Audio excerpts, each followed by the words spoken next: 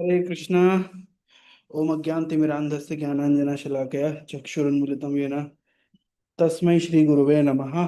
नमो विष्णुपादाय कृष्णपृष्ठाय भूतले श्रीमते भक्तिवेदान्त स्वामिनिति नामिने नमस्ते सारस्वती देवे गौरवाणी प्रचारिणे निर्विशेष शून्यवादी पाश्चात्य देशतारिणे श्री कृष्ण चैतन्य प्रभु नित्यानंद श्री अद्वैत गदाधर शिवासादि गौर भक्तवृंद।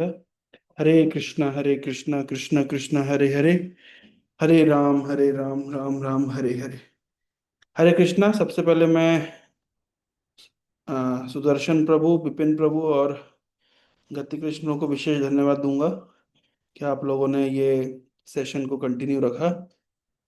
और आप सभी पार्टिसिपेंट्स को बहुत बहुत धन्यवाद कि आप लोग बहुत उत्साह के साथ में रेगुलरली इस सेशन को अटेंड कर रहे हैं। तो गति कृष्ण ने मुझे बताया कि बहुत सारे डाउट्स हैं, क्वेश्चंस हैं। तो आज हम लोग क्वेश्चन आंसर चर्चा करेंगे। तो आप लोग पूछ सकते हैं, शुरू कर सकते हैं। बोल।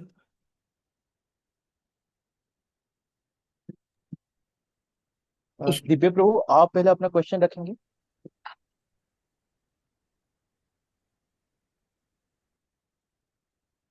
अब प्रभु जी, मेरा लास्ट पार्ट में क्वेश्चन है, उससे पहले आप अगर रखें तो।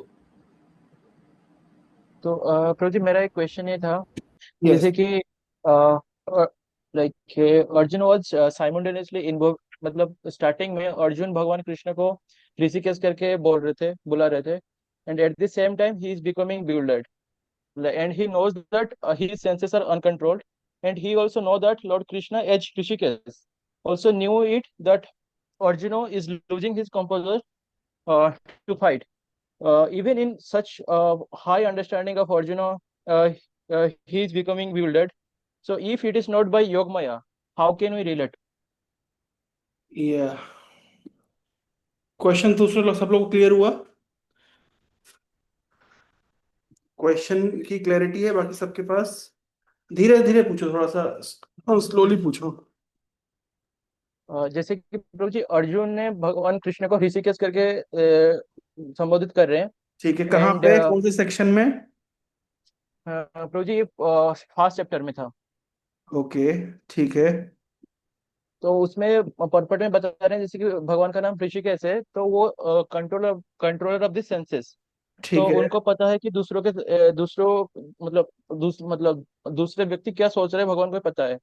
तो अर्जुन ने उसमें बता रहे हैं कि ऋषिकेश करके बोल रहे हैं, मतलब इसका मतलब है कि भगवान को भी पता है कि अर्जुन का जो सेंसेस, मतलब अर्जुन ब्यूलरमेंट में जा चुके हैं, और उनका वो फाइट अपना कंपोजर, मतलब to he is losing his composure to fight.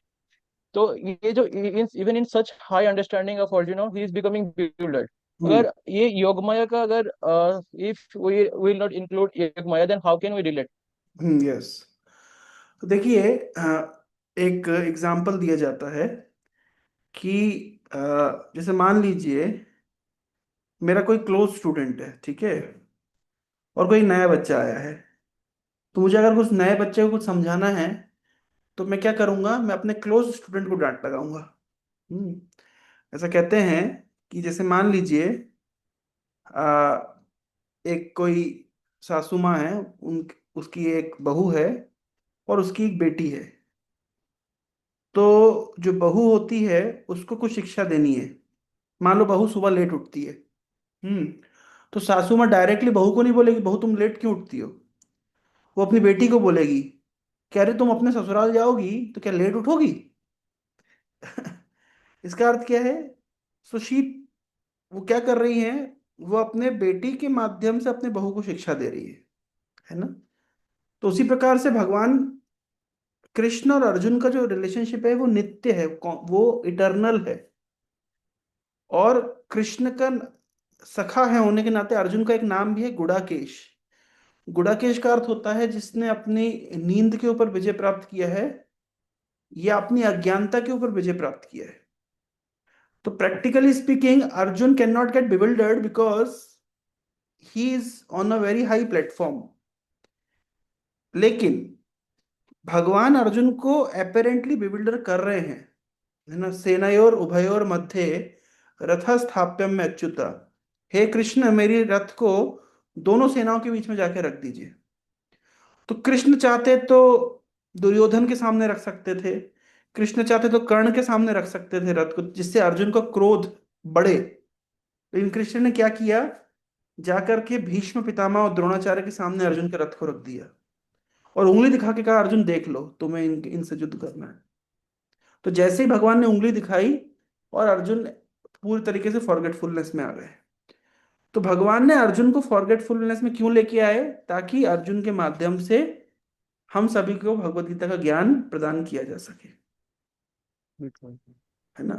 तो यद्यपि अर्जुन जानते हैं कि कृष्ण ऋषिकेश हैं, यद्यपि अर्जुन जानते हैं कि कृष्ण उनके परम मित्र हैं और वो कृष्ण के इटरनल एसोसिएट हैं, लेकिन एक इल्यूजन क्रिएट किया गया कृष्ण के द्वारा, ताकि अर्जुन बिविल्डर हो, केओटिक सिचुएशन में आए और जिज्ञासा करें, ताकि कृष्ण भगवत गीता का उपदेश अर्जुन को दे सकें।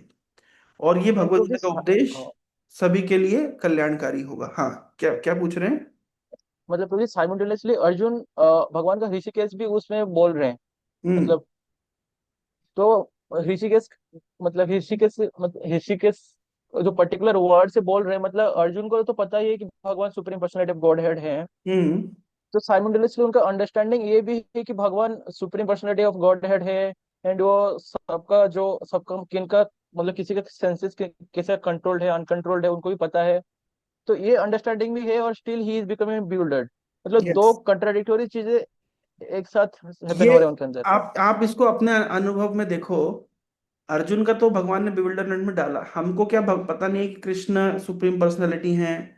क्या हमें पता नहीं है कि मेटेरियल वर्ल्ड बिल्कुल। टेम्परेरी है, स्पिरिचुअल रियलिटी ही वास्तविक रियलिटी है ना। हमको भी बहुत सारी चीजें पता है, लेकिन जब सेंस ग्रेटिफिकेशन की बारी आती है, अटैचमेंट्स को छोड़ने की बारी आती है, या फिर सेक्स डिजायर को ओवरकम करने की बारी आती है ना, ग्रीड, एनवी, लस्ट, इल्यूजन को ओवरकम करने की बारी आती है, तो वो हमारा ज्ञान जो होता है वो धूमिल हो जाता है। हम बहुत कुछ जानते हैं, लेकिन उतना स्ट्रेंथ नहीं रहता है कि हम उन चीजों को ओवरकम कर सकें, है ना। जैसे ऐसा कहा गया है महाभारत में कि दुर्योधन कृष्ण को बोल रहे हैं कि कृष्ण, मैं जानता हूँ सही धर्म क्या है, और ये भी जानता हूँ अधर्म क्या है, लेकिन मैं करूँ क्या? मैं धर्म का पालन नहीं कर पा रहा हूँ, अधर्म को छोड़ नहीं पा रहा हूँ। I am too obsessed and too attached. तो तो तो इसलिए केवल हम जानना ही सफिशिएंट नहीं है, उसके लिए स्ट्रेंथ जो चाहिए होती है, वो स्ट्रेंथ आती है भगवत गीता की शिक्षाओं से, वो स्ट्रेंथ आती है लॉन्ग लास्टिंग डिवोशनल सर्विस से, है ना। तो आज एक लेक्चर में मैं सुन रहा था, मैंने अपने स्टेटस पे भी डाला, अगर आप लोग को समय मिले तो जरूर सुने, बहुत पावरफुल लेक्चर है। उसमें ब्रज बिहारी प्रभु बता रहे हैं कि ना, first step is acceptance. Acceptance का मतलब आता होता है कि अपनी शॉर्टकमिंग्स को एक्सेप्ट करना, और जब हमको कृष्णा कॉन्शियस मैसेज मिलता है, तो उसको उसको अलाउ करना अपने आप को ट्रांसफॉर्म होने के लिए। एक बहुत डीप रूटेड हमारी जो कंडीशनिंग है, अटैचमेंट्स है, उसको ओवरकम करना है। It's not a matter of one night और वन डे और वन मंथ और one year. It requires life time of cultivation, life time after life time, many many life times of cultivation. तो अर्जुन तो 1 घंटे के गीता के उपदेश में बहुत कुछ समझ गए, करिष्ये वचनम तव। हो सकता है कि वो गीता का उपदेश हमें कई सौ बार सुनना पड़ेगा, कई जीवन सुनना पड़ेगा, तब जाकर के हम उस स्ट्रेंथ को डेवलप कर पाएंगे। अपने अटैचमेंट्स को, अपने इल्यूजन को, अपने एनवी को, अपने लस्ट को, अपने ग्रीड को ओवरकम करके to become fixed up, steady in Krishna consciousness, it might require lot of endeavour, lot of strength, lot of blessings. ठीक है। यस हाँ। प्लीज। यस, किसी के मन में और कोई जिज्ञासा? सुदर्शन तुलसी, आप पूछ सकते हैं अपना क्वेश्चन। हरे कृष्ण प्रभु जी, धन्यवाद, प्रणाम। हरे कृष्णा। मेरे को मेरा जिज्ञासा था कि सेकंड चैप्टर में लोग बुद्धि योगा पढ़ते हैं, तो बुद्धि योगा और भक्ति योगा में फर्क क्या है? हाँ। अपेरेंटली शिला प्रभुपाद का पर्पट देख के लगता है बुद्धि योगा ही भक्ति योगा है। हम्म। तो अलग वर्ड क्यों यूज किया गया है हाँ, इसमें? देखिए बुद्धि योगा और भक्ति योगा एक ही चीज है। बुद्धि योग का अर्थ क्या होता है ना? जैसे जब हम कंडीशन स्टेज में रहते हैं, जैसे मैं वही एग्जांपल हम चर्चा करते हैं, हमें पता है सही और गलत क्या है, लेकिन फिर भी हमारे अंदर सही को एक्सेप्ट करने की स्ट्रेंथ नहीं है, गलत को छोड़ने की स्ट्रेंथ नहीं है। तो हम इनिशियली क्या करते हैं, अपने बुद्धि के माध्यम से डिस्क्रिमिनेट करते हैं कि भाई मुझे पता है कि ये चीजें मुझे अच्छी लगती। कोई मान लीजिए डायबिटीज का पेशेंट है, उसका नेचुरल अटैचमेंट है लेकिन अगर रसगुल्ला खाने के प्रति, तो उसको उस समय बुद्धि का प्रयोग करना पड़ेगा कि भाई नहीं नहीं, रसगुल्ला मेरे लिए हितकारी नहीं है। अच्छा, वही व्यक्ति अगर अपने इंद्रियों के ऊपर मास्टरी हासिल कर ले और उसको इतना हायर स्वाद मिल जाए कि अब उसको रसगुल्ले के प्रति उसका मन ही नहीं जाता, तो तब उसको बोलना नहीं पड़ेगा कि रसगुल्ला छोड़ दो, तुम्हारे लिए बेनिफिशियल नहीं है, तुम्हारे लिए हितकारी नहीं है, है ना? लेकिन जब तक उस रियलाइजेशन में नहीं आया है, तब तक उसको अपने इंटेलिजेंस को यूज करना पड़ेगा, अपने माइंड और अपने सेंसेस को कर्व करने के लिए। इसलिए इंटरचेंजेबली भक्ति योगा को बुद्धि योग भी कहा गया है। कि जब तक हमारी इंद्रियां स्वतः कृष्ण के प्रति आकर्षित नहीं है, स्वतः आध्यात्मिक ट्रांसेंडेंटल स्पिरिचुअल रियलिटी के प्रति आकृष्ट नहीं है, तो जब तक खुद से नहीं होती है, नेचुरली नहीं होती, तब हमें अपनी बुद्धि का प्रयोग करके डिस्टिंग्विश करना पड़ेगा इटर्नल वर्सेस टेम्पररी। हाँ, जो फ्लिकरिंग वर्सेस स्टेडी। हाँ, हार्मफुल वर्सेस फ्रूटफुल, है ना? तो ये डिस्क्रिमिनेशन कहाँ से आता है? बुद्धि से आता है। इसलिए इंटरचेंजेबली भक्ति योग और बुद्धि योग को यूज किया गया है। ठीक है सुदर्शन, समझ पाए? भक्ति योग की स्थिति यस में आने के प्रभु। बाद आपको फोर्स नहीं करना पड़ेगा अपने आप को, क्योंकि आप नेचुरली उस चीज में होगे कि what you know what is beneficial for you and you'll go with that. But initially, because you are not on that platform, we have to use our intelligence, बुद्धि। यस प्रभु जी, क्लियर। Yeah.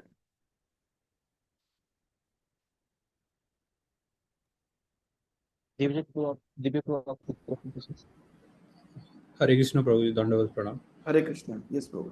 प्रभु जी, ये जो बुद्धि योग के बुद्धि योग 2.39 जो श्लोक है, उस हम्म, कॉन्टेक्स्ट में मतलब क्या एक्सप्लेन थोड़ा कर पाएंगे? थोड़ा कंफ्यूजिंग लग रहा है। ठीक है, मैं जाता हूँ 2.39। 39।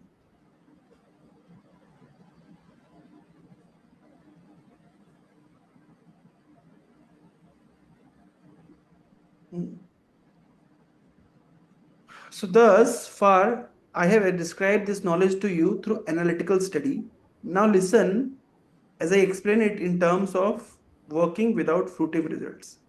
O son of Pritha, when you act in such knowledge, you can free yourself from bondage of works. देखो, एक्चुअली इसके पहले भगवान ने क्या चर्चा की है, अगर आप कॉन्टेक्चुअली समझें, इसके पहले किस विषय पे चर्चा हुई है? कि अर्जुन क्षत्रिय है तो उनको अपने रिस्पॉन्सिबिलिटी ड्यूटी निभा के युद्ध करना युद्ध चाहिए। करना चाहिए। अच्छा, उसके पहले क्या चर्चा हुई है इससे पहले इसी चैप्टर में? ये देखिए आप, इस चैप्टर में लगभग आप 13 नंबर श्लोक से देखो तो चर्चा चलती जा रही है साइंस ऑफ सोल के बारे में। जी, कि सोल इमोर्टल है सोल की मतलब। पूरी आइडेंटिटी के बारे में चर्चा चली, जी लगभग 29, 30, है ना, 30 तक। हम्म इतने सारे श्लोकों में पहले भगवान ने क्या बताया? पहले भगवान ने बताया कि सोल के बारे में। ठीक है, फिर भगवान बता रहे हैं कि देखो सोल, और अगर तुम सोल के बारे में सोचो, देखो इसका रिलेशन ऐसा है। सोल के बारे में भगवान क्यों बता रहे हैं? क्योंकि अर्जुन ने क्या डाउट रखा था कि कृष्ण, मैं अपने ग्रैंडफादर को क्यों मारूंगा? तो कृष्ण तब समझा रहे हैं कि देखो बेटा, तुम किसको मारोगे किसको नहीं मारोगे, मारना नहीं मारना तुम्हारे हाथ में वैसे भी नहीं है। तुम्हारे ग्रैंडफादर वैसे ही बूढ़े हो गए हैं आज, नहीं तो कल तो वैसे ही मरने ही वाले हो। तो और मरता कौन है? शरीर मरता है, आत्मा थोड़ी ना मरती है। उस कॉन्टेक्स्ट में, उस डाउट के हिसाब से भगवान ने पहले आत्मा का ज्ञान दिया है। तो ये 30 नंबर श्लोक था, भगवान पूरा सोल के बारे में बता रहे हैं। अर्जुन की प्रॉब्लम क्या है? Bodily identification. ये मेरे दादाजी हैं, he is too attach to his दादाजी। देखो, इसको प्रैक्टिकल से समझे।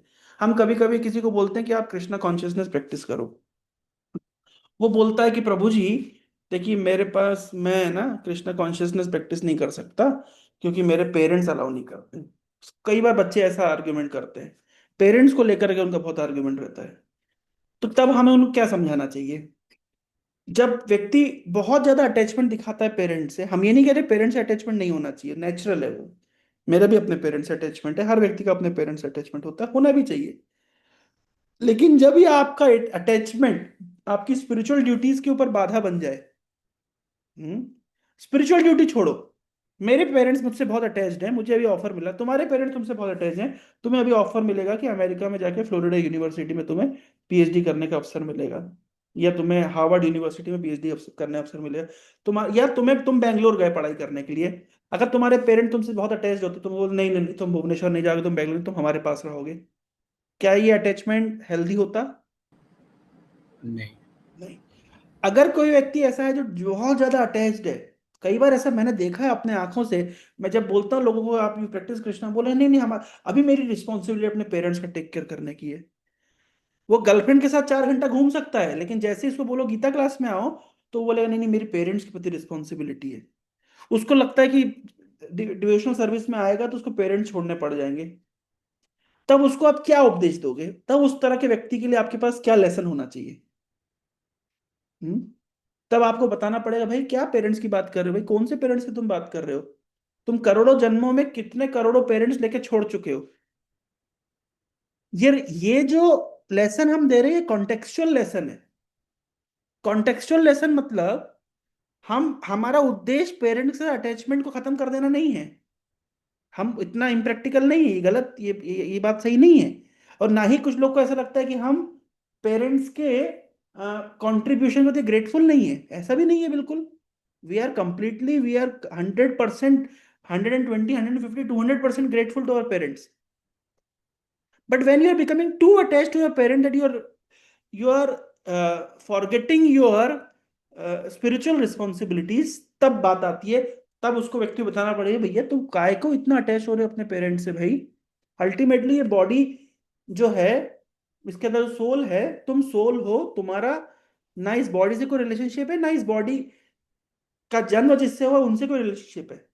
किसी का कोई किसी से रिलेशनशिप नहीं है। हम सब कर्मानुसार किसी घर में जन्म लेते हैं, कुछ लोग से रिलेशन बन जाता है। जैसे एग्जाम्पल दिए गए शास्त्रों में कि कोई रेस्टोरेंट में आप बैठ जाते खाना खाने, तो 4 प्रकार के लोग आपको मिलते हैं। आपका रिलेशन उनके साथ तब कब तक रहता है? जब तक आप खाना खा रहे हैं। फिर आप अपने रास्ते, वो अपने रास्ते। गर्मी के दिनों में रोड पे आप जा रहे हैं, किसी साइड में मटकी रखी हुई है, पानी पीने के लिए आप इकट्ठा हुए, 4-5 लोग आपको मिल गए, वो लोग भी पानी पी रहे थे। आपने अपना पानी पिया, उन्होंने अपना पानी पिया, वो अपने रास्ते, वो अपने रास्ते। वैसे ही ये जीवन है। हम किसी को माता कह रहे हैं, किसी को पिता कह रहे हैं, किसी को भाई कह रहे हैं, लेकिन रियलिटी ये है कि हर व्यक्ति अपने कर्म के अनुसार, ठीक है, कुछ समय के लिए वहां पानी की पीने की जगह पे हम 5 मिनट के लिए मिलते हैं, या हम 50 साल के लिए मिल रहे हैं, that's it. There is nothing more than that. इससे ऊपर हमारा किसी के साथ कोई रिलेशनशिप नहीं है। हम उस रिलेशनशिप को इतना वैल्यू दे रहे हैं जो कि आज से, तुम्हारा डेट ऑफ बर्थ क्या है दिव्य? 79274। 2004, 2003 में तुम कहाँ थे? 2002 में तुम कहाँ थे? 2001, उस समय भी तो तुम थे ना, तुम्हारा अस्तित्व था। उस समय तुम किसी दूसरे शरीर में थे, तब तुम्हारे कोई दूसरे माता पिता थे। 2004 9 सितंबर के बाद में तुम्हारा इन माता पिता से रिलेशन हुआ है। 100 साल जियोगे तो 2104 के बाद में वो रिलेशन खत्म हो जाएगा। तो ये रिलेशन, ये किसको ऐसा ज्ञान दिया गया? क्यों देना है? जब व्यक्ति का अटैचमेंट लेवल बहुत बढ़ जाता है, तो उसका अटैचमेंट को काटने के लिए ये नॉलेज दिया जाता है। अर्जुन का अटैचमेंट लेवल इतना बढ़ गया कि अर्जुन अपनी रिस्पॉन्सिबिलिटीज को भूल रहा है। इसलिए पहले कृष्ण ने क्या ज्ञान दिया? बॉडी एंड सोल का ज्ञान दिया। कि भैया सुनो अर्जुन, तुम कह रहे हो मेरे दादाजी मेरे दादाजी मेरे दादाजी, सुनो मेरी बात, ये मेरे साथ खुद के साथ हुआ है। मेरे ग्रैंडफादर, बहुला अष्टमी आती है दीपावली से, दीपावली अमावस्या के दिन आती है, और बहुला अष्टमी दूसरे नवमी दसवीं ऐसे करके 7 दिन पहले, यानी बहुला अष्टमी आती है दीपावली के 1 सप्ताह पहले। मेरे खुद के ग्रैंडफादर बहुला अष्टमी के दिन शरीर त्याग किए। तो नेचुरली सब लोग रो रहे थे, और मुझे कुछ कहने का अवसर मिला, मुझे कुछ कहा गया कि आप कुछ बोलो, क्योंकि एज यूजुअल डिवोटीज से लोग एक्सपेक्ट करते हैं कुछ ज्ञान दो। तो मैंने कहा देखिए आप एक बात बताइए, हमारे दादाजी हैं, अभी उनको नया शरीर मिला होगा। दीपावली पे हर व्यक्ति नया शरीर नया कपड़ा पहनता है। जब कोई व्यक्ति पुराना कपड़ा छोड़ के नया कपड़ा लेता है, तो आप खुश होते हैं या दुखी होते हैं? त्योहार के अवसर पर आप पुराना कपड़ा छोड़ करके आप नया कपड़ा पहनते हैं, आपको खुशी मिलती है कि दुख मिलता है? निश्चित रूप से खुशी मिलती है। तो हमारे दादाजी ने क्या किया, उनने अपना पुराना कपड़ा छोड़ दिया, अब इनको नया कपड़ा निश्चित रूप से मिला होगा, and because he was very Payas, he was a kind of practicing devotional service, so he was having prasadam, he was having chanting holy name, he was reading bhagavatam, so naturally he'll be getting good bodies, better body, better clothes, that too on this occasion of Deepavali. So where is the question of lamentation? तो जब व्यक्ति बहुत ज्यादा attached होता है ना, तो उसके अटैचमेंट को डाइल्यूट करने के लिए उसको उपदेश दिए जाते हैं कि भाई तुम जिस अटैचमेंट के कारण अपने ड्यूटीज को भूल रहे हो, दिव्य तुम्हें अमेरिका जाके पढ़ाई करना चाहिए, लेकिन तुम अपने पेरेंट्स के अटैचमेंट के कारण जाजपुर से बाहर ही नहीं निकल रहे। अगर तुम बोलो मैं कितना अच्छा बच्चा हूं, मैं कितना, मेरे माता पिता ने मेरे लिए कितना कुछ किया है, मैं उनको छोड़ के अमेरिका कैसे जा सकता हूं, उस समय क्या उपदेश दिया जाएगा तुम ही बताओ? यही उपदेश दिया जाएगा ना, भाई कौन से माता पिता की बात करो, माता पिता और 20 साल जिएंगे, तुम्हें 60 साल जीना है। तो माता पिता के लिए तुम, हाँ, इस प्रकार से अगर सोचोगे तो तुम अपने अटैचमेंट के कारण, माता पिता के अटैचमेंट के कारण you are disregarding your responsibilities. तो Arjun was disregarding his responsibilities as a Kshatriya just because of bodily attachment. So Krishna had to tell him, why are you too attached to the body? Ultimately, we are all spirit souls. And there is no real relationship with the body. Therefore, Krishna spoke this entire section. फिर कृष्ण उनको motivate कर रहे हैं। ये motivation कैसे किया कृष्ण ने? Soul का नॉलेज दे करके। 30 नंबर श्लोक के बाद में कृष्ण कैसे मोटिवेट कर रहे हैं? अरे भैया तुम क्षत्रिय हो, हाँ, अब क्षत्रियता की बात देखो, तुम क्षत्रिय तो नहीं है, तुम्हारा शरीर क्षत्रिय कुल में जन्म लिया है। पहले आपने बोला कृष्ण हम आत्मा हैं, अभी आप कह रहे क्षत्रिय हो, तुम सही बोलो। तो भैया आत्मा वाले ज्ञान से ट्राई किया भगवान ने, काम नहीं किया। अब कभी कभी ऐसा होता है ना कि कोई व्यक्ति, एक बार की बात है, एक मारवाड़ी आदमी था, तो वो मारवाड़ी आदमी है ना पानी में डूब रहा था, तो उसको गए नाव से पकड़ने के लिए, नाव बचाने वाले गए, तो नाव वाले कहते हाथ दो हाथ दो, तो नहीं दे रहा था। अरे तो लोग बोले भाई ये डूब जाएगा, तो किसी ने कहा भैया मारवाड़ी आदमी है, इसको ये मत बोलो हाथ दो, इसको बोलो हाथ लो, मेरा हाथ लो, मेरा हाथ पकड़ो। तब उसने पकड़ लिया। क्या लेसन मिला इससे? क्या लेसन मिला इससे? तो same meaning but different approach रखने से क्यों वो डिफरेंट अप्रोच रखनी पड़ेगी कि भाई जिंदगी भर वो मारवाड़ी आदमी कुछ देना नहीं चाहता है, उसको बोला हाथ दो हाथ दो, तो वो हाथ देगा नहीं, लेकिन तुम बोलो हाथ ले लो तो ले लेगा। तो अभी कृष्ण आत्मा के हिसाब से समझा रहे तो अर्जुन को समझ नहीं पड़ रही। अब कृष्ण अर्जुन के अंदर की आग जला रहे, तुम क्षत्रिय हो, तुम अपने युद्ध से भागोगे, तुम्हारा क्या इज्जत रह जाएगी? क्यों? क्योंकि अर्जुन के अंदर क्षत्रियता का बहुत ज्यादा है। वही चीज, तुम मान लीजिए जाजपुर में पढ़ाई करते हो, तुम्हारे पेरेंट तुमको छोड़ना नहीं चाहते हैं, और तुमको हमने बोला अरे माता पिता के साथ जितना संबंध है तो शरीर के संबंध है, आत्मा, तुम्हें समझ नहीं आ रहा, नेक्स्ट लॉजिक में क्या दूंगा? अरे तुम इतने अच्छे बच्चे हो, स्टूडेंट हो, इतने पढ़ाई के लिए तुमको तो आराम से अमेरिका में स्कॉलरशिप मिल सकती है, और तुम्हारे से व्यक्ति अगर नहीं पढ़ेगा, तो आप लोगों ने वो मूवी देखी ना, नायक मूवी? कैसे उसमें नायक मूवी का हीरो कौन है? अनिल कपूर। अनिल कपूर को जो सेक्रेटरी उसका, वो इंस्पायर करता है कि तुम्हारा जैसा आदमी अगर चाहता है कि रिटायरमेंट होकर के घर में बैठेगा आराम कुर्सी पर और चाय पिएगा, तो देश की पॉलिटिक्स कौन सुधारेगा, देश के अंदर गटर कौन साफ करेगा। देखा आप लोगों ने वो सीन देखा है नायक मूवी का, बहुत फेमस जी। सीन है। तो अर्जुन को अभी कृष्ण याद दिला रहे हैं, अरे तुम एक क्षत्रिय हो, तुम अगर युद्ध नहीं करोगे तो कौन धर्म की रक्षा करेगा। और तुम अगर आउट ऑफ कंपैशन भाग जाओगे यहां से, लेकिन तो कौन तुम्हारा कंपैशन देख रहा है। लोग तो यही बोलेंगे अर्जुन डर के भाग गया।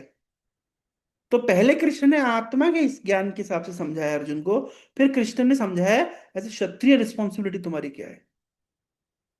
आप जो तुम्हारा 39 नंबर श्लोक है उसमें क्या बोल रहे हैं, कृष्ण कह रहे हैं भैया मैंने तुम्हें समझा दिया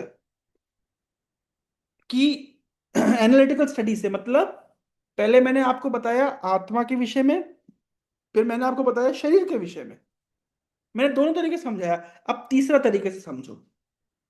तीसरा तरीका यह है, तुम्हें क्या लग रहा है कि मैं अगर युद्ध करूंगा और मैं अगर अपने सगे संबंधी को वध करूंगा मुझे पाप लगेगा। अरे पाप तुम्हें तब लगेगा जब तुम अपने स्वार्थ के लिए करोगे। लेकिन कृष्ण कह रहे हैं भैया ये तो तुम्हारा कर्तव्य है मेरे प्रति, मैं धर्म की स्थापना करता हूं, मैं तुम्हें आदेश दे रहा हूं करो। कोई भी चीज को अगर हम भगवत चेतना में करते हैं, अपने धर्म का पालन करते हैं, तो उसमें पाप नहीं लगता। प्रमाण क्या है कि कोई अगर सोल्जर है, उसके लीडर ने उसको आदेश दिया है कि सामने वाले को गोली चलाओ, वो गोली चलाएगा, हजारों लोग को मारेगा, उसको मेडल मिलेगा, उसको जेल नहीं होगी, उसको पनिशमेंट नहीं मिलेगी।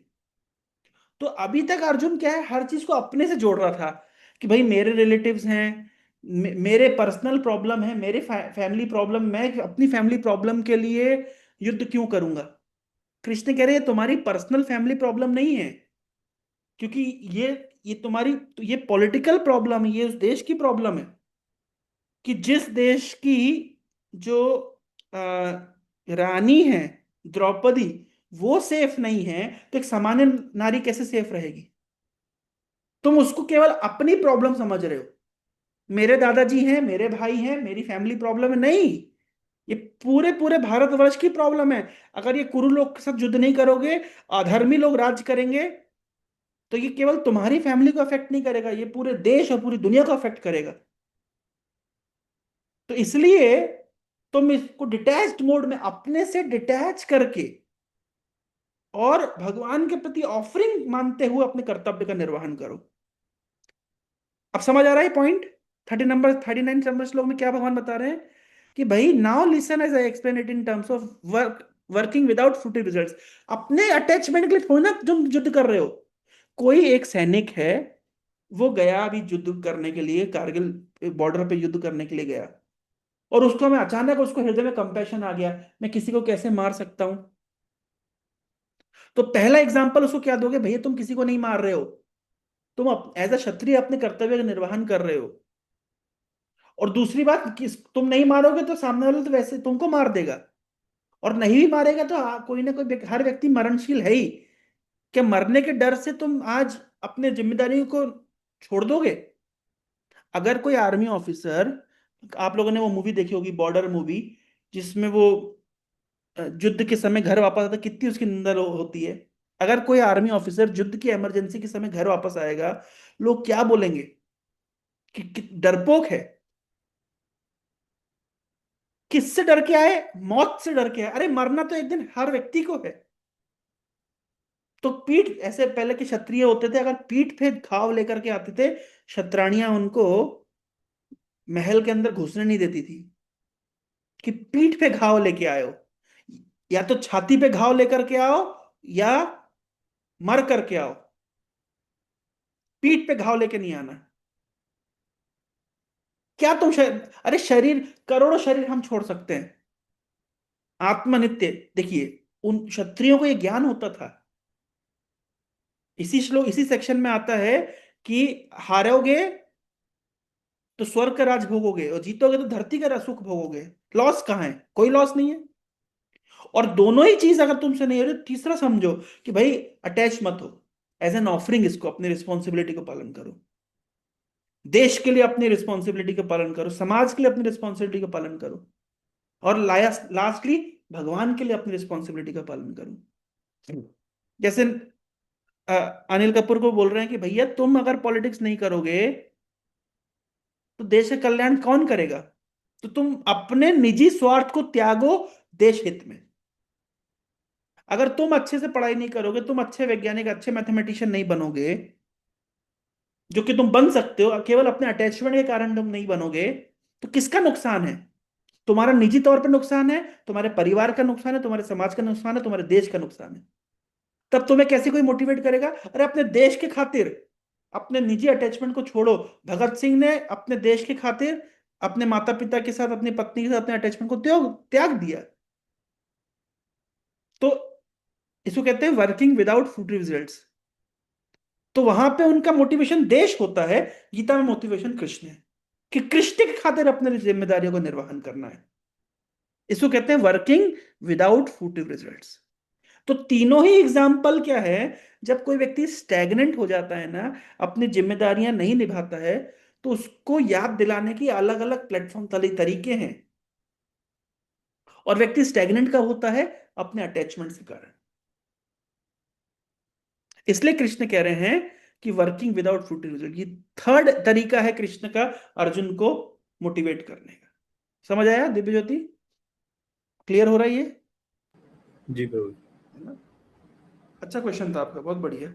तो इसमें मैंने अलग अलग एंगल से बताया। देखो, गीता को तभी आप अच्छे से समझ सकते हो जब गीता की स्थिति में अपने आप को, अर्जुन की स्थिति में अपने आप को डाल के देखो। वो कहते हैं ना, the discover the Arjun with in you. आप अर्जुन की स्थिति में अपने आप को डाल के देखो, गीता आपको समझ आने लग जाएगी बहुत इजीली। अर्जुन जिस फेज से गुजर रहा है, इमेजिन करो अगर आप उस फेज में होते, उस अटैचमेंट, उस एवर्जेंस को अगर आपको उसके बीच में आपकी क्या स्थिति होती, तब आपको कोई कैसे मोटिवेट करता, किन किन टर्म्स में। आप समझ जाओगे कि गीता की बहुत सारी शिक्षाएं, कितनी सारी शिक्षाएं आपके ऊपर निजी, मतलब पर्सनली लागू हो रही है। ठीक है।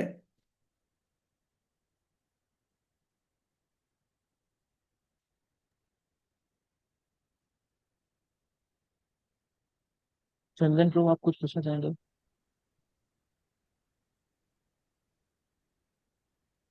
तो वो यही रिलेटेड ही था जो प्रभु पूछ लिए थे। हम्म। विपिन प्रभु जी, आप कुछ पूछना चाहेंगे? और स्नोडन अपना प्रोजेक्ट मेरा पहले ही क्लियर हो गया फर्स्ट क्वेश्चन में। क्लियर हो ये गया ये वाला बुद्धि और सेक्शन? भक्ति, बुद्धि और भक्ति का था। Oh very good. Actually option. Bhurijan Prabhu की एक बुक है, सरेंडर अनटू मी। हम्म। वो ये सारे उसमें समझ लो फुट नोट्स हैं, एक तरह से देखा जाए तो। सरेंडर अनटू मी, भूरी जनता, ये एक्चुअली वीआईएचई में, Vrindavan Institute of Higher Technology, Higher Education में, ये जो बुक है, ये रेफर की जाती है इसके लिए, गीता के सेक्शंस को समझने के लिए, है ना। वो पीडीएफ देखना पड़ेगा कहाँ अवेलेबल है। एनीवे, तो वो बुक में ये सारे फुटनोट्स है। आप पॉकेट वेदा खोलेंगे ना, सॉरी वेदा बेस देखेंगे अगर आप मोबाइल में, there is no preview. Anyway, शायद अभी अवेलेबल नहीं है, मैं दे दूंगा कहीं से। मेरे पास हार्ड कॉपी भी, हार्ड बाउंड भी है। तो उसमें बहुत अच्छे से उन्होंने नोट्स बनाए हुए हैं, ये सारे सेक्शंस को समझाते हुए। ये सारे जो बेसिक बेसिक पॉइंट्स हैं, वो उनको समझाते हुए। एनीवे, और किसी के मन में कोई क्वेश्चन? हरे कृष्ण प्रभु जी। प्रभु जी, एक मतलब डिफरेंट क्वेश्चन है। हम्म। प्रभु जी, जैसे मतलब ये भगवान के चरण का तिलक लगाते हैं ना, जैसे हमारा तिलक दो चरण है और तुलसी महारानी है। हम्म। तो ही प्रभु जी, पर मतलब जैसे श्री कृष्ण के मतलब डिटीज में भी वही क्यों लगता है? तो हम्म। कि मैं बहुत दिन से सोचा हूँ कि मतलब ऐसे भगवान पे ही भगवान का चरण का ये लग रहा है, तिलक लग रहा है, वैसा मैं क्यों? बताता हूँ, मैं 1 मिनट ये पॉइंट कवर करता हूँ। आप लोग ये देखिए, जैसे ये है break down of chapter 1। Preparation of war और साइंस ऑफ विक्ट्री, इस तरीके से पूरा ये बताया हुआ है। वैसे ही सेक्शन 2 में भी आप आगे देखेंगे ना, इसी तरीके से ही कवर अप किया गया है। आर्ग्यूमेंट्स फॉर नॉट फाइटिंग, क्या क्या आर्ग्यूमेंट्स हैं। तो जैसे कंपैशन, अर्जुन ने कहा कि भाई मैं कैसे मार सकता अपने दादाजी को, हाँ कंपैशन दिखा रहा है अर्जुन। तो कृष्ण साइंस ऑफ सोल बता के बोल रहे क्या कंपैशन, बॉडी पे कंपैशन करो तो उसको कोई फायदा नहीं है, और सोल को कंपैशन की जरूरत नहीं है। फिर उसके बाद लॉस ऑफ एंजॉयमेंट, कि भाई अगर मैं अपने रिलेटिव्स को मार दूंगा तो एंजॉय कैसे करूंगा, हाँ किसको दिखाऊंगा भाई, हम सफल, आप कोई सफल होते हैं, आप कहीं पे टॉप करते हैं तो अपने रिलेटिव्स को दिखाते हैं, फ्रेंड्स को दिखाते हैं, और रिलेटिव्स और फ्रेंड्स ही नहीं होंगे, दिखाएंगे किसको।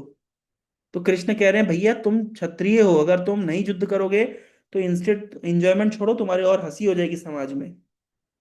फिर अर्जुन को लग रहा था फियर ऑफ सिंफुल रिएक्शन, कि अगर मैं फैमिली कल्चर को डिस्ट्रॉय कर दूंगा तो मेरे को पाप लगेगा। कृष्ण कह रहे अगर डिटैच मोड में करोगे पाप नहीं लगेगा। ये वैसे ही है कि अगर कोई आर्मी आर्मी में है, डिफेंस में है सोल्जर, उसको लगता है अगर मैं युद्ध में भाग लूंगा तो मुझे पाप लगेगा। अरे पाप नहीं लगेगा भाई, तुम तो अपने लीडर के कहने पर कर रहे हो, डिटैच मोड में कर रहे हो, अपने लिए थोड़ा ना कर रहे हो। वो व्यक्ति जो बॉर्डर पे खड़ा होकर के हजारों लोग को मार सकता है, अगर अपने घर पे आकर के किसी को मार दे, पड़ोसी को मार दे, उसको जेल हो जाएगी। तो वहां उसको पाप नहीं लगा, यहाँ उसको पाप लगा। क्यों? वहां कोई रिएक्शन नहीं मिला, यहाँ रिएक्शन मिला। क्यों? क्योंकि वहां वो कर रहा है हाँ गवर्नमेंट के, अपने लीडर के इंस्ट्रक्शन से, यहाँ कर रहा है whimsically।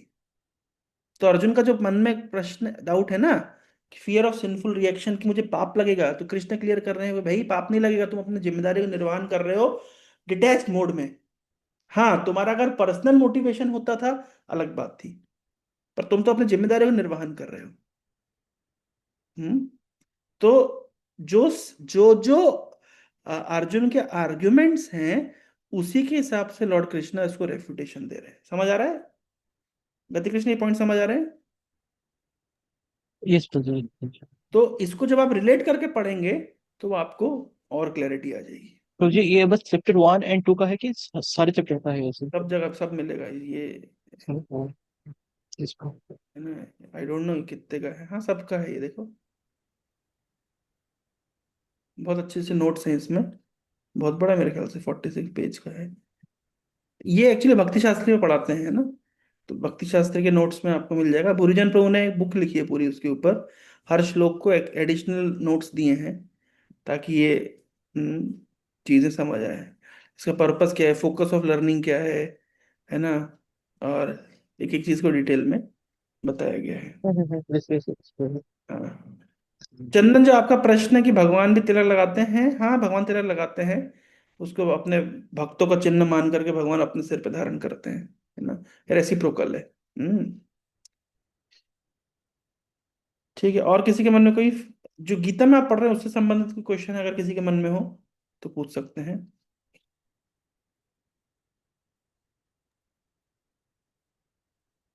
और कोई मनोज प्रभु एंड दिव्यज्योति प्रभु and हरे कृष्णा प्रभु जी, सादर करें। हरे कृष्ण।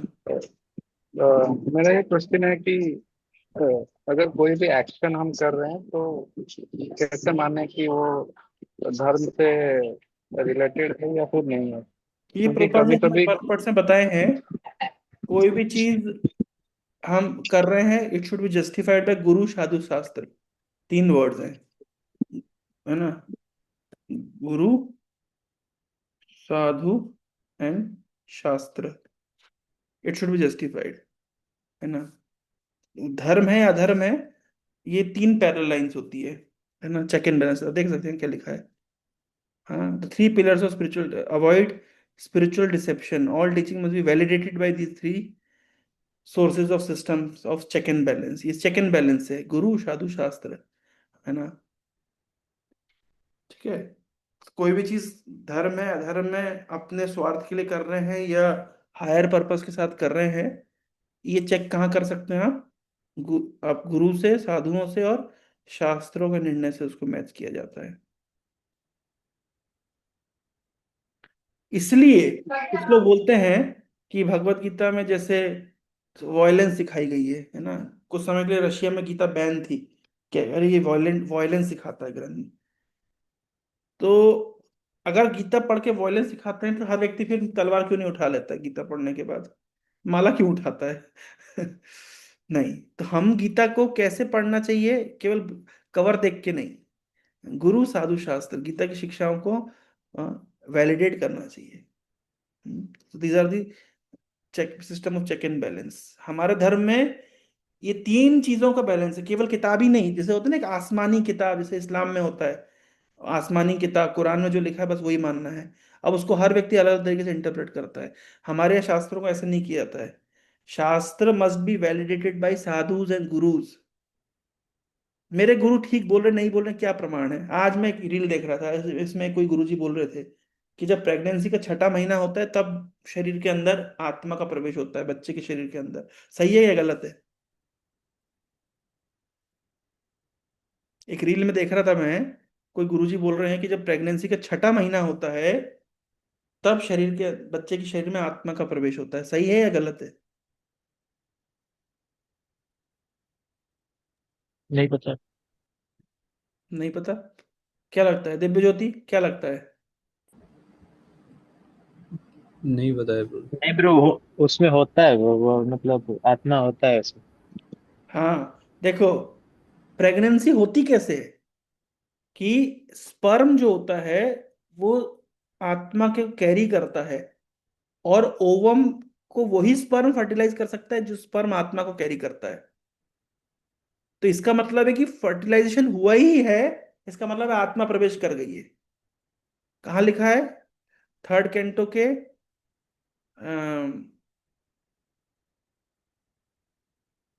31 चैप्टर का फर्स्ट श्लोक है। कर्मणा दैव नेत्रेण जंतुर्देवपत्तये स्त्रिया प्रविष्ट उदरम पुंसो रेत कणाश्रया।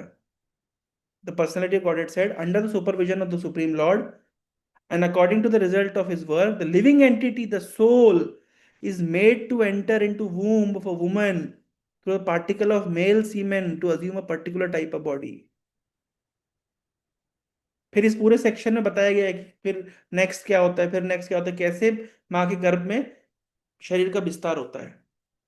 तो ये अगर वो गुरुजी की बात सही है तो इसका मतलब है कि छठे महीने तक भी आप प्रेगनेंसी को आप मतलब अबॉर्शन करो तो कोई दिक्कत नहीं। क्या दिक्कत है? आत्मा तो है ही नहीं। नहीं, प्रेगनेंसी हुई है मतलब आत्मा गई है। तो अब वो जो गुरुजी बोल रहे हैं, क्या वो शास्त्र के द्वारा वैलिडेट हो रहा है? नहीं ब्रो। नहीं हो रहा है। क्या वो अन्य साधुओं के द्वारा वैलिडेट हो रहा है? नहीं हो रहा है। इसका मतलब गुरुजी बेवकूफ बना रहे हैं। सिंपल चेक है। तो कोई गुरु सही बोल रहा है कि नहीं, कोई अब कोई बोलता है फलाना शास्त्र में लिखा है, तो फिर उसको साधुओं के द्वारा वैलिडेट किया जाएगा। अच्छा ऐसे कैसे लिखा है, किस कॉन्टेक्स्ट में लिखा है, क्यों से किस सेक्शन में लिखा है, क्यों लिखा है? क्या आप उसको गलत कोट तो नहीं कर रहे, क्या उसको मिस इंटरप्रेट तो नहीं कर रहे? तो गुरु साधु शास्त्र का तीन पैरेलल लाइन से चीजें वैलिडेट होती है। इसलिए सनातन धर्म में हर चीज बहुत बैलेंस्ड होती है। जो सही में सनातन धर्म को मानते हैं उनकी बात कर रहा हूँ। बैलेंस क्यों होती है? क्योंकि गुरु साधु शास्त्र की पैरेलल लाइंस के हिसाब से चीजें चलती है। जबकि इस्लामिक धर्म में या जो नॉन वैदिक धर्म है, या जो सनातन धर्म के अंदर है लेकिन मनगढ़ंत तरीके से चलते हैं, वो तीनों चीज को वैलिडेट नहीं करते हैं। इसलिए उसमें प्रॉब्लम्स हैं, उनकी फिलॉसफी इनकम्प्लीट है। पर जो फिलॉसफी ये तीन पैरेलल पिलर्स के द्वारा चेक एंड बैलेंस सिस्टम को मानती है, गुरु साधु शास्त्र, तो उनका फिलॉसफी कंप्लीट है, उनका अंडरस्टैंडिंग कंप्लीट होता है। ठीक है? मैं समझा पाया मनोज ये पॉइंट? जी जी sir. Make sense? Yes sir, yes sir. Actually एक और इंटरेस्टिंग चीज है, हमेशा ध्यान रखना कि जो वेस्टर्न थियोलॉजी है, वेस्टर्न रिलीजन रहे हैं, वो हमेशा साइंस को कॉन्ट्रडिक्ट किए हैं। लेकिन हमारा वैदिक सभ्यता में कभी भी जो प्रामाणिक परंपरा रही है, प्रामाणिक शास्त्र रहे हैं, प्रामाणिक गुरु रहे हैं, और प्रामाणिक परंपराएं चली हैं, वो कभी भी साइंस को कॉन्ट्रडिक्ट नहीं करी है। वो शुरू से साइंस के पैरेलल चली है। जी कौन से science? Material science,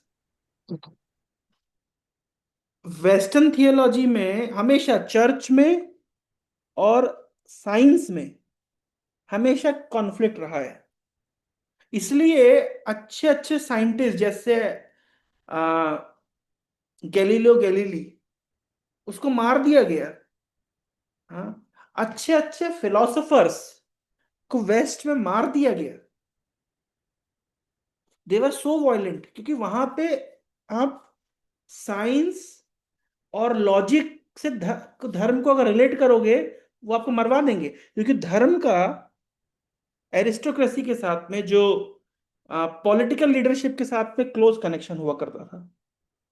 clergy class जिसको कहते हैं पॉलिटिकल, जो एरिस्टोक्रेसी है पॉलिटिकल लीडरशिप है, और प्रीस्टली क्लास। और ये लोग कभी भी साइंस को एंटर नहीं करने देते थे। जबकि हमारे सनातन धर्म में और हमारे इंडियन कल्चर में साइंस, फिलॉसफी, लॉजिक, पॉलिटिक्स और रिलीजन सब ताना बाना बोलते हैं ना उसको, प्रॉपरली उसका नेट फिक्स था। मतलब पूरा एक अलाइनमेंट, हार्मोनी थी। तो इसलिए आप हमारे शास्त्र में जो भी बातें की गई है वो साइंटिफिक बातें, नॉन साइंटिफिक नहीं है। जबकि आप वेस्ट में देखेंगे तो बहुत सी चीजें अनसाइंटिफिक, नॉन साइंटिफिक है, उसको बाद में भी ठीक किया गया। जैसे ग्रेविटेशन, गैलीलियो गैलीली ने बोला कि अरे 5 किलो का पत्थर होगा कि 50 किलो का पत्थर होगा, नीचे एक साथ गिरेंगे। उसने पीसा की मीनार से खड़े होकर करके दिखाया। इस बात के ऊपर उसको, उसकी आंखें फोड़वा दी गई, उसको मरवा दिया गया। जबकि आप इंडियन कॉन्टेक्स्ट में देखें तो साइंटिस्ट लोग का हमेशा सम्मान हुआ है, फिलोसफर लोग का सम्मान हुआ है। इनफैक्ट ऐसे फिलोसफर्स जो वेद वाक्य के विरुद्ध बोलते थे, नास्तिकवाद, चारवाक फिलोसफी जैसे, उनको भी रिस्पेक्ट मिला है हमारे कल्चर में। तो ये जो इनटॉलरेंस जिसको हम कहते हैं ना, ये वेस्टर्न कॉन्सेप्ट है।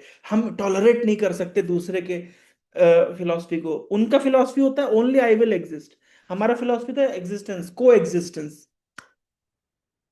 ये पॉइंट मैं क्यों बोल रहा हूं, ये गुरु साधु शास्त्र के वैलिडेट करने के लिए। हमारे कोई भी चीज अनसाइंटिफिक नहीं थी। जैसे कोई अभी कुछ दिन पहले एक अच्छा एक एग्जांपल देख रहा था, जो फेबोनाची सीरीज है। हाँ, दिव्य ज्योति इसको समझ पाएगा, मैथमेटिशियन। वो इंडिया में फेबोनाची से पहले भी बहुत सारे लोगों ने, पिंगला नाम के एक मैथमेटिशियन हुए हैं, और हेमचंद्र नाम के मैथमेटिशियन हुए हैं। जी।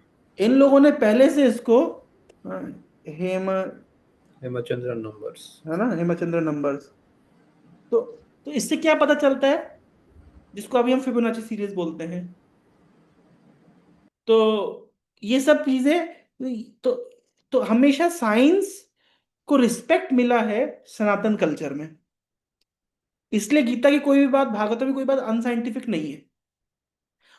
कभी कभी कोई बातें होती है वो दूसरे पैराडाइम की होती है, जो दूसरे यूनिवर्स की होती है, विद इन यूनिवर्स, दूसरे किसी प्लानिटरी सिस्टम की होती है, जिसको हमारे ब्रेन से कॉम्प्रिहेंड करना मुश्किल है। That's it, that's the only difficulty. लेकिन अनसाइंटिफिक कुछ भी नहीं है। ये इसलिए कि हम हर चीज वैलिडेशन में चलते रहे। कोई भी मनगढ़ंत तरीके से कुछ भी बोल देगा। ये सेकुलरिज्म जैसे आजकल चल रहा है कि आप कुछ भी बोल दो सब ठीक है, ये आजकल आया है, ये वेस्ट से आया है। पहले क्या होता था कि अगर आप कुछ भी बोल रहे हैं, वैलिडेशन होता था, चेक होता था। हम आपको आपको स्वीकार करते, लेकिन आपकी बात को स्वीकार नहीं करते। लेकिन वेस्ट में क्या होता था, हम आपको ही स्वीकार नहीं करते, हम आपको मरवा देंगे, काम ही खत्म। तो इसलिए वैलिडेट करने का जो कल्चर है, ये हमारे सनातन संस्कृति का पार्ट है। कोई भी चीज को गुरु साधु और शास्त्र के द्वारा वैलिडेट किया था। और शास्त्र अनसाइंटिफिक कभी भी नहीं थे, अन सोशल कभी भी नहीं थे, अनलॉजिकल कभी भी नहीं थे। तो ये मेरा पॉइंट बताना। इसलिए क्या होता है, वैलिडेशन इजी है। जबकि आप अनसाइंटिफिक बातें करें और अनलॉजिकल बातें करें तो वैलिडेशन को वैल्यू नहीं रह जाता। तो जो मनोज का क्वेश्चन है कि हम कैसे पता करें सही चीज क्या है, तो भाई ये रहा मार्ग, गुरु साधु शास्त्र। ठीक है मनोज। जी प्रभु जी, जी प्रभु। ठीक है, बहुत बढ़िया। प्रभु मेरा एक क्वेश्चन है। यस, हरि बोल। तो डिटैच होके काम करने से हमको मतलब सिंस नहीं होता है, मतलब हमको उसका पुण्य और पाप नहीं मिलता। हम्म। अगर हम डिटैच होके पाप करेंगे तो क्या होगा? हम्म। पर क्वेश्चन है कि पाप करोगे क्यों? पाप व्यक्ति क्यों कर रहा है ये समझना पड़ेगा पहले। पाप क्यों करता है व्यक्ति? पाप का विज्ञान क्या है? पाप करता है अज्ञानता के कारण, इग्नोरेंस के कारण। और ज्ञान डिटैचमेंट लेकर के आता है। पाप का साइकिल शुरू होता है अगर आप साइकिल ऑफ सिन। प्रभु कल मैं ओशो का एक वीडियो देख रहा था, वो बोले ये कि मतलब देखिए, अज्ञानता और अग- फियर ओशो को मारो ब्रिंग्स गोली, टू। अभी ओशो हमारा मुद्दा नहीं है, अभी मैं बता रहा हूँ। ये देखो, पाप का साइकिल शुरू होता है अविद्या से। अविद्या से होता है बीजम पापम अप्रारब्ध कूट, बीजम पापम अप्रारब्ध कूटम प्रारब्धम, और फिर सफरिंग। पर इसकी शुरुआत कहाँ से हो रही है? इग्नोरेंस, अविद्या से। और अविद्या ही अटैचमेंट लाती है। तो जब आप बात करें पाप, डिटैच मूड में पाप करें, मैं कह रहा हूं जब डिटैचमेंट आएगा ही विद्या से, और जब विद्या आ जाएगी तो फिर पाप का क्वेश्चन क्या है? समझ आ रहा है? डिटैचमेंट यस प्रभु। विद्या से आता है, और विद्या आने से फिर पाप का बीज ही खत्म हो जाता है। तो पाप करने की प्रवृत्ति अविद्या से आ रही है, इग्नोरेंस से आ रही है। क्या इग्नोरेंस? जैसे उदाहरण समझो, मैं किसी के साइकिल चुराऊंगा, मुझे सुख मिलेगा। मैं किसी का बटुआ मारूंगा, मुझे सुख मिलेगा। मैं किसी की का सोने का चेन चुरा लूंगा, मुझे सुख मिलेगा। ये है अज्ञानता। कि भाई तुम चोरी करके तुम्हें कैसे सुख मिलेगा? अरे सुख मिलेगा, सोने का चेन है। पर उसके साथ साथ तुमको जो पुलिस पकड़ेगी और खूब पिटाई से डंडे से मारेगी, तुम पे केस चलेगा, तुम 2 4 5 साल की जेल जाओगे। ये क्या है? अज्ञानता का अर्थ क्या हुआ? व्यक्ति सोचता है कि मैं पाप करके सुखी हो जाऊंगा, ये अज्ञानता है। और ज्ञान क्या है? कभी भी व्यक्ति पाप कर्म से सुखी नहीं हो सकता। सिंपल। तो spiritual knowledge brings knowledge. Krishna consciousness brings knowledge. Knowledge आने से क्या होता है? पाप करने का की प्रवृत्ति खत्म हो जाती है। अब आप बोलोगे प्रभु जी हमको तो पता है लेकिन फिर भी पाप होता है। तो एग्जाम्पल देते हैं प्रभुपाद जी, कि जैसे मान लीजिए अगर आप, पंखा चल रहा है, आपने बटन स्विच ऑफ कर दिया, तो अभी पंखा तो घूमेगा ना कुछ देर, उसका इनर्शिया है। तो कृष्णा कॉन्शियसनेस में आने के बाद भी हम पाप करते हैं, क्योंकि वो हमारा इनर्शिया है पुराना। It takes time to become stable. एक समय के बाद में फिर वो पाप करने की प्रवृत्ति खत्म हो जाती है। And there for this process is called पवित्रम। राज विद्या राजगुह्यम पवित्रम, this is purest of all knowledge. क्यों? क्योंकि पाप करने की प्रवृत्ति खत्म कर देता है। बताइए कितना अच्छा ज्ञान है ना ये। दूसरा यस ऐसा, प्रभु, जो फैन, हाँ ये जो बोलिए। फैन वाला का एग्जाम्पल एकदम बढ़िया था, मतलब अभी ट्रिगर हुआ मेरे को ये बात। भाई हमको नॉलेज है, लेकिन अभी भी क्योंकि हमारा अंदर वो इनर्शिया है पुराना पाप करने का। भाई कई जन्मों का इनर्शिया है, कई सौ जन्मों का इनर्शिया है, थोड़ी ना 2 4 साल में चला जाएगा। Takes time, and it should take time naturally. Organic growth होना चाहिए, है ना? ठीक है, अच्छा क्वेश्चन है आपका। पर आप पॉइंट समझे? अग, पाप का रूट कॉज क्या है? अज्ञानता। क्या अज्ञानता है? कि मैं गलत कार्य करके सुखी हो सकता हूँ। चोर को लगता है कि मैं चोरी करके सुखी हो सकता हूँ। अरे भाई, चोरी करके तुम सुखी तब तक रह सकते हो जब तक तुम्हारी चोरी पकड़ी ना जाए। जब तक तुम्हारा पाप अप्रारब्ध अवस्था में है, अनमैनिफेस्ट स्टेज पे है, तुमने चोरी करी है लेकिन अभी पकड़ में नहीं आया है, तब तक तुम सुखी हो। लेकिन जैसे ही तुम्हारी चोरी पकड़ में आएगी, जो तुम्हें पिटाई पड़ेगी, उसको कहते हैं प्रारब्ध, मैनिफेस्ट रिएक्शन। एंड प्रारब्ध से क्या आता है? सफरिंग आती है। देख सकते हैं आप यहाँ पे। समझ गए? लेकिन कृष्णा कॉन्शियसनेस क्या करती है? उसके रूट को, यानी उसके, उसका जो अज्ञानता है, जिसके कारण व्यक्ति के अंदर पाप करने की प्रवृत्ति, उसको खत्म कर देती है। प्रोवाइडेड ये क्योंकि कृष्णा कॉन्शियसनेस प्रॉपरली फॉलो की जाए, गाइडेंस में फॉलो की जाए, और डिटर्मिनेशन के साथ उसको लगा जाए। जैसे मेडिसिन लेते कोई व्यक्ति, आज मेडिसिन ली, फिर 2-4 दिन के बाद ली, मन हुआ तो ली, नहीं हुआ तो नहीं ली, काम करेगी वो मेडिसिन? नहीं करेगी। या जितना काम करना चाहिए उतना नहीं करेगी। लेकिन अगर आप किसी फिजिशियन के मार्गदर्शन में रेगुलर मेडिसिन लें, कंसिस्टेंटली मेडिसिन लें, तब क्या होगा? तब उसका जो असर होगा और आपकी बीमारी उतर जाएगी। So Krishna consciousness should be practice under the guidance of expert bona fide spiritual master, with determination, with patience, with consistency. The results are definite. It will come. There is no question कि रिजल्ट नहीं आएगा। Result निश्चित रूप से आएगा। इसलिए मुझे यहाँ गीता, पे अपरा बोले बोलिए। वो अरे इसमें डाउट है मेरा, ये जो मुझे अनमैनिफेस्ट रिएक्शन क्या होता है? अनमेनिफेस्ट रिएक्शन मतलब भैया आपने चोरी करी है, पकड़ में नहीं आई, तब तक किसी को पता नहीं चला, आपको पनिशमेंट मिलेगी क्या? आपने नहीं। पूर्व जन्म में बहुत सारे गलत काम किए, गति कृष्ण ने बहुत गलत काम किए तुमने, अभी रिजल्ट नहीं, रिजेक्शन नहीं मिल रहा है क्योंकि वो अनमैनिफेस्ट स्टेज पे है। लेकिन कुछ समय के बाद उसके रिएक्शन निकल के बाहर आएंगे, मतलब वो मैनिफेस्ट हो रहा है। दूसरे एग्जाम्पल से समझो। प्रभु दूसरे एग्जाम्पल, प्रभु मैं इसको पहले एग्जाम्पल खत्म करता हूँ। गांव में क्या होता है, जैसे ग्रेन्स को स्टोर करते हैं ना, तो एक बहुत बड़े बड़े सिलेंडर्स होते हैं, सिलियोस कहते हैं उसको। इस बार 2026 में बहुत अच्छी फसल आई, तो हमने ग्रेन्स डाल दिए उस सिलियोस के अंदर। इस सिलेंडर के अंदर 2025 का भी ग्रेन रखा है, 2024 का भी ग्रेन रखा है। मैं नीचे से खोल रहा हूं तो 2024 वाला ग्रेन निकल के बाहर आ रहा है। 2026 में तो अच्छी फसल आई है, लेकिन 2024 में अच्छी फसल नहीं आई थी। लेकिन अभी 2026 में खोलूंगा तो कौन सा रिएक्शन निकलेगा, कौन सा ग्रेन निकलेगा? 24। 24 का ग्रेन निकलेगा। वो तो अच्छा नहीं था। तो आप बोले अरे मैं तो अभी तो अच्छा काम कर रहा हूं जीवन में, लेकिन मेरे जीवन में बुरा क्यों हो रहा है? अच्छे करने वाले से बुरा क्यों होता है? मैं तो भक्ति करता हूं, मैं तो माला जप करता हूं, मैं तो लोगों की मदद मदद करता हूं, मेरे साथ बुरा क्यों हो रहा है? भाई आप मदद 2026 में कर रहे हो, और 2024 से किए गए जो आपके पाप कर्म है वो, उसका रिएक्शन तो अभी निकलेगा ना। तो जो रिएक्शन निकल रहा है उसको कहते हैं प्रारब्ध। और जो अभी स्टॉक में है, अब 2026 वाला ग्रेन कब निकलेगा? 2028 में निकलेगा। हो सकता है 2028 में अच्छी फसल ना आए, तो आप डालेंगे तो बुरी फसल, लेकिन रिजल्ट में आपको कौन सी मिल रही है? अच्छी फसल मिल रही है। क्यों? क्योंकि वो स्टॉक में था।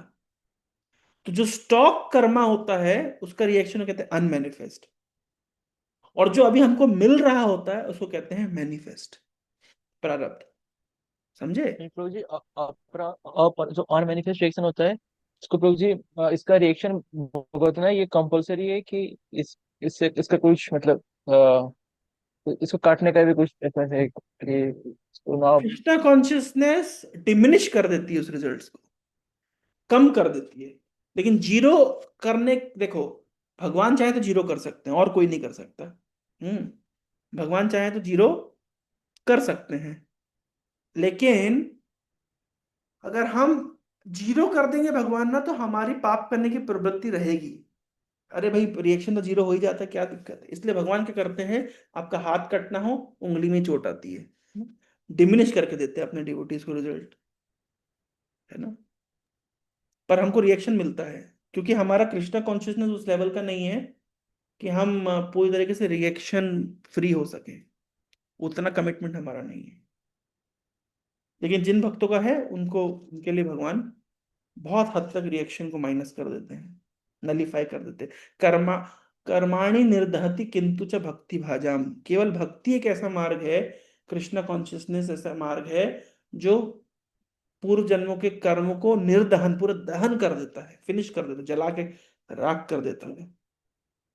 और हमारी पाप की वासनाओं को, प्रवृत्तियों को भून देता है। ऐसे सीड्स, इसको आप फ्राई कर दो, कभी वो अंकुरित होंगे? नहीं होंगे। So that is the potency of Krishna consciousness. Therefore, one must take Krishna consciousness very very seriously. ठीक है, हो गया, समय हो गया है। और दिव्य कुछ क्या था? बस समय हो गया है।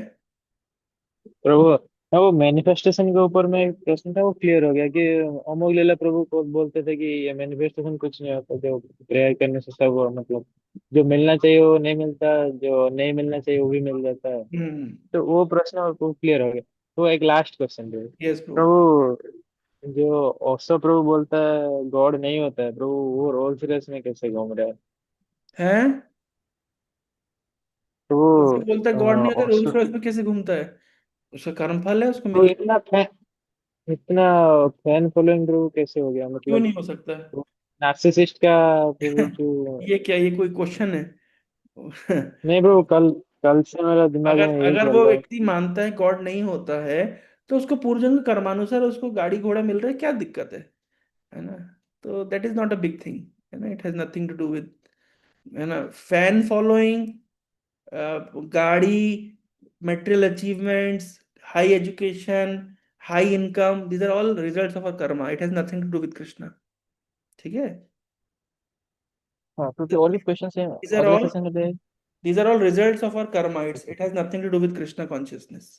Krishna consciousness acts in a very different way. ठीक है?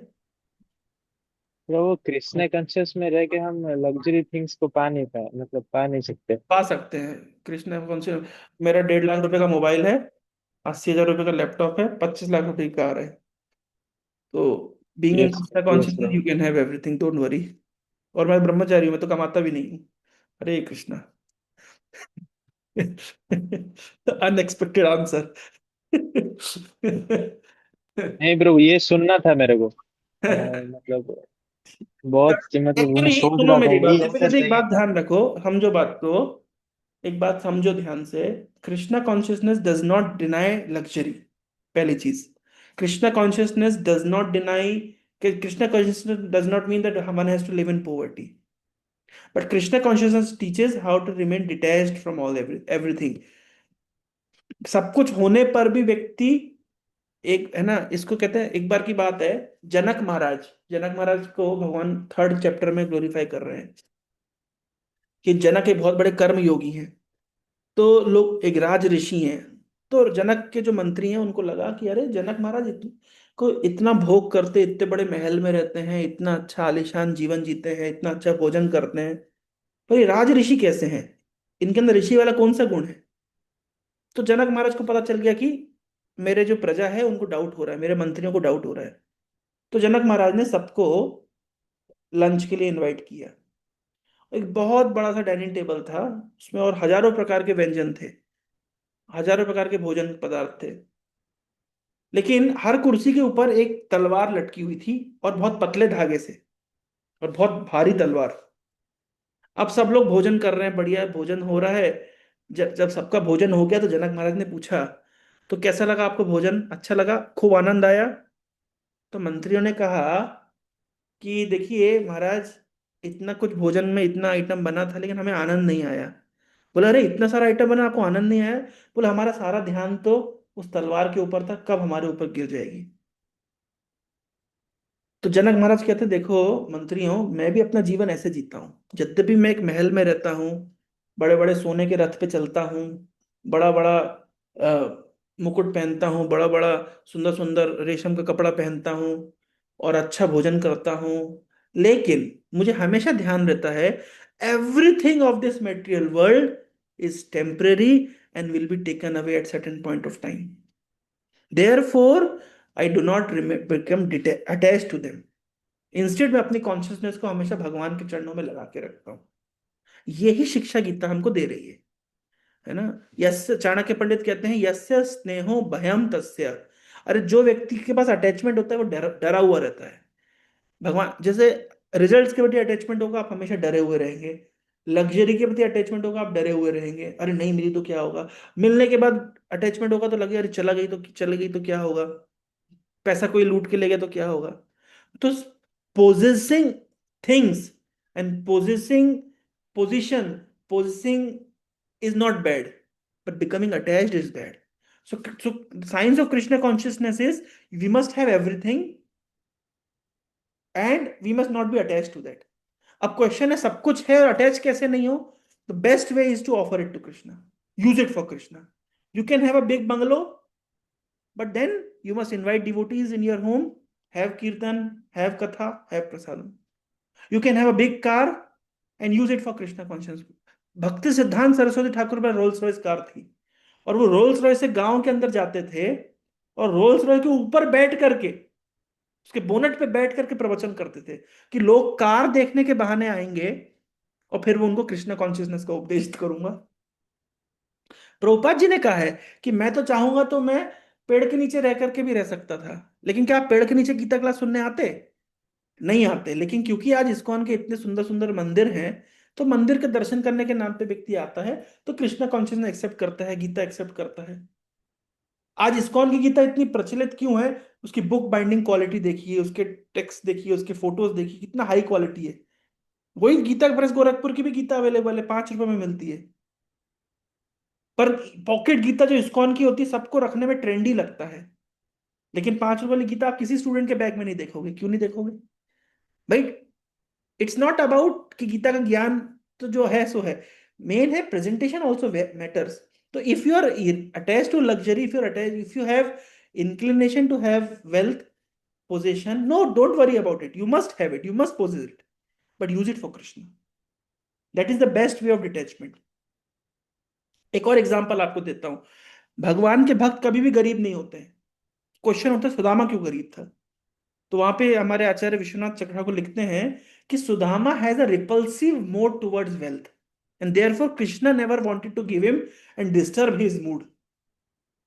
ऑन द कॉन्ट्ररी, बाकी तो भगवान के जितने भक्तों का वर्णन है भागवत में पड़े, सब बड़े बड़े राजा महाराजा हैं, सब राजा लोग हैं भगवान के भक्त।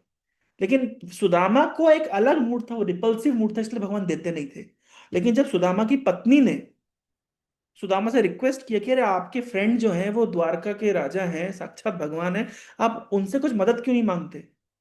तब सुदामा का हृदय परिवर्तित हुआ कि अपने लिए नहीं, कम से कम मेरी फैमिली के मेरे को लिए कुछ वेल्थ चाहिए। तो सुदामा गए, और जब सुदामा गए तो सुदामा चिप्ड राइस लेके गए, और चिप्ड राइस उनके पास खुद के पास नहीं था, उनकी वाइफ पड़ोसी से मांग करके लेके आई, और वो उन्होंने कृष्ण ने उनसे छीन के खाया, हम सभी जानते हैं। लेकिन जब सुदामा वापस आ रहे थे, कृष्ण ने कुछ भी नहीं कहा कि मैं तुम्हें पूरा महल दे रहा हूं, बहुत सारे नौकर चाकर दे रहा हूं, खूब सारे अलंकार ज्वेलरी दे रहा हूं, कुछ नहीं कहा। जब सुदामा अपने घर पे वापस पहुंचे तो देखा उनका महल बन चुका है, उनके सब पूरा सब कुछ बदल गया है। तो वहां पे प्रश्न उठता है कृष्ण ने कहा क्यों नहीं कि सुदामा मैं तुम्हारे लिए सब कुछ तुमको दे रहा हूं? तो उसके दो कारण है। पहला कारण यह है कि कृष्ण को शर्म आ रही थी कि मैं कैसे सुदामा को दूंगा। क्या किस बात की शर्म थी? शर्म इस बात की थी कि सुदामा ने मुझे वो दिया है जो सुदामा का नहीं है। तो कितनी बड़ी चीज है ना, सुदामा के पास चिप्ड राइस नहीं था, उसने पड़ोसी से उधार मांग करके मुझे चिप्ड राइस दिया। तो इन रेसिप्रोकेशम ये यथामाम प्रपद्यन्ते तां सते भजामि हम, मुझे भी सुदामा को क्या देना चाहिए कि जो मेरे पास नहीं है, पर मेरे पास तो सब कुछ है। तो भगवान को शर्म लग रही थी कि सुदामा ने जो ऑफरिंग करी है उसके रेसिप्रोकेशन में सुदामा को देने के लिए मेरे पास कुछ भी नहीं है। तो जो इतना बड़ा महल दिया सुदामा को, इतने नौकर चाकर, इतना सोना चांदी दिया, भगवान को शर्म लग रही है इस देने में कि सुदामा ने जो मुझे दिया है उसके कंपैरिजन में तो बहुत छोटा है, कुछ भी नहीं है। तो भगवान इतने ग्रेटफुल हैं। तो भगवान कभी भी अपने भक्तों की गई भक्ति को नहीं भूलते हैं। तो हमें सारा स्ट्रेस साइड में करके, सारा टेंशन साइड में करके, we should take our Krishna consciousness very seriously and leave it up to Krishna how he wants to reciprocate with us. He will definitely reciprocate. Sudama को इतना कुछ देते हुए कृष्ण सोच रहे मैंने कुछ भी नहीं दिया।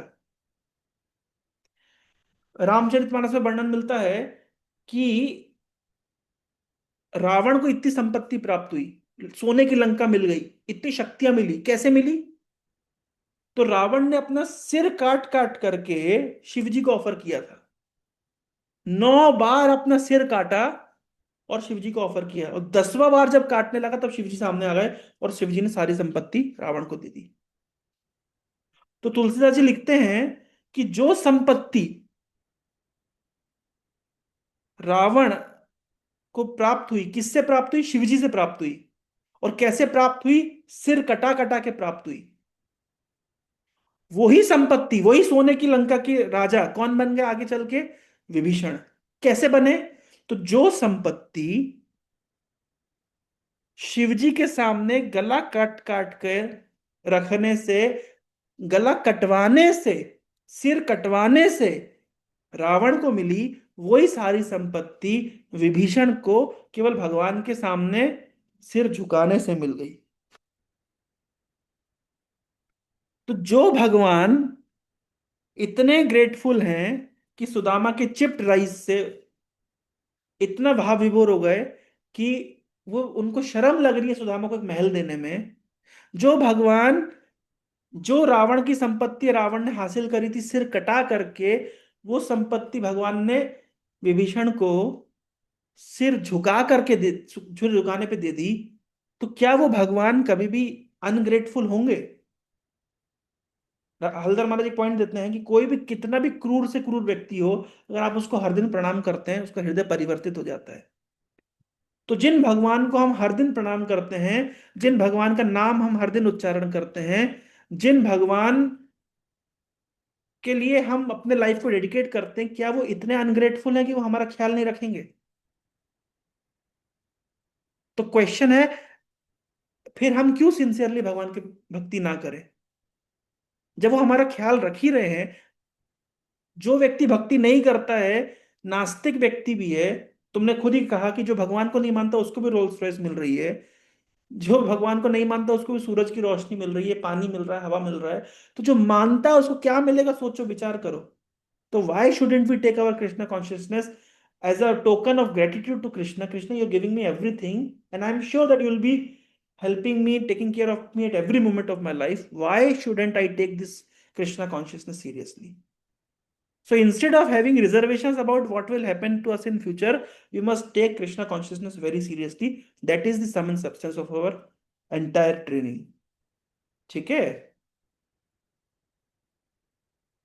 बहुत समय हो गया है, बहुत बहुत धन्यवाद। तो जो मैंने आज बताया उसको प्लीज मेडिटेट करिएगा, है ना? थैंक यू प्रभु वेरी आज अच्छा लगा बहुत, मच। आज का सेशन बहुत अच्छा लगा। हरि बोल, हरे कृष्णा। सो मुझे और भी क्वेश्चंस हैं बट प्रभु अगली बार, अदरवाइज समय बहुत यस हो गया है ना? यस प्रभु। ठीक है। So thank you very much, specially Gati Krishna Prabhu, for nicely leading this session. Hare Krishna. और आप सभी को थैंक यू, आप लोग अपना कीमती समय निकाल के रेगुलरली आते हैं। हरे कृष्णा। श्री प्रभु प्रभुपाद की जय। हरे कृष्ण प्रभु जी।